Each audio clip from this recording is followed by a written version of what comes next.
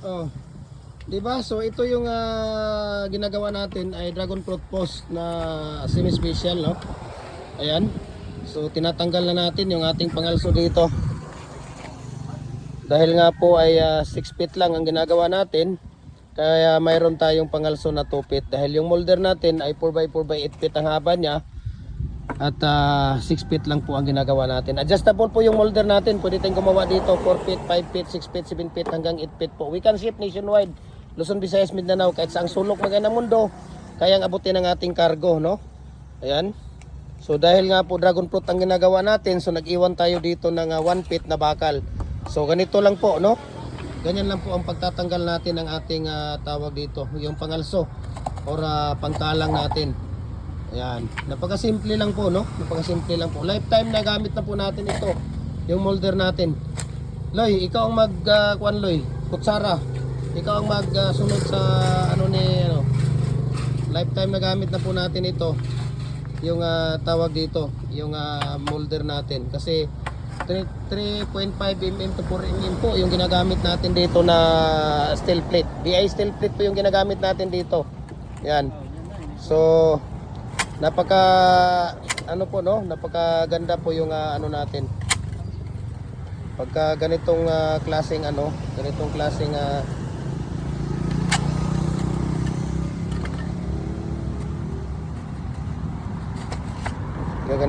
klaseng molder, no? Napakabilis ang manufacture natin dito dahil heavy duty siya at manual.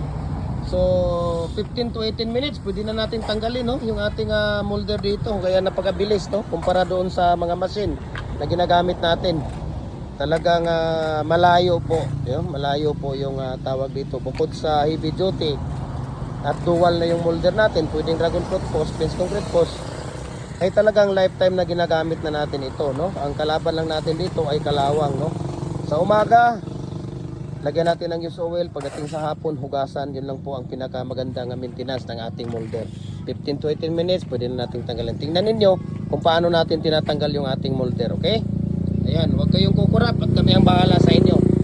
Luzon, Visayas, Mindanao, kahit saang sulok ng mundo, kayang abutin ang ating cargo. Kaya panginintay ninyo, message nyo ako, i-share ninyo, share ko sa inyo ang price list at saka shipping details dito. Okay? So, tawag dito,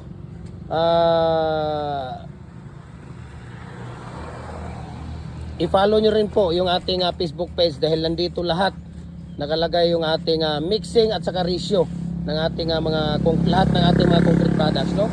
Ayan, so Gym Hardware ang Kukulamber concrete products, Balulang branch. Gym Hardware ang Kukulamber concrete products, Kanituan branch. Triple A and Ave Kukulamber ang ating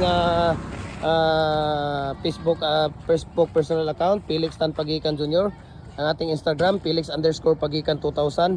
At saka yung ating TikTok account natin, Felix Tan Pagikan Jr. At saka yung ating or Gym Hardware ang Kukulamber ang concrete products, Cagayan de Oro. Ayan, napakasimple at napakadaling gamitin yung ating molder. Ayan, so mabuhay and God bless po sa ating lahat. Ito po yung ginagawa nila kanina. Okay? So God bless.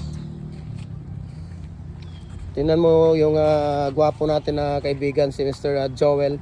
Ayan, si Mr. Joel, si Mr. Joffrey. At mayroon tayo ditong bisita. Ayan, si Kuya, yung pinakagwapo natin na bisita nandyan. Ayan. Ayan. So, there we go. Maraming salamat and God bless sa ating lahat po.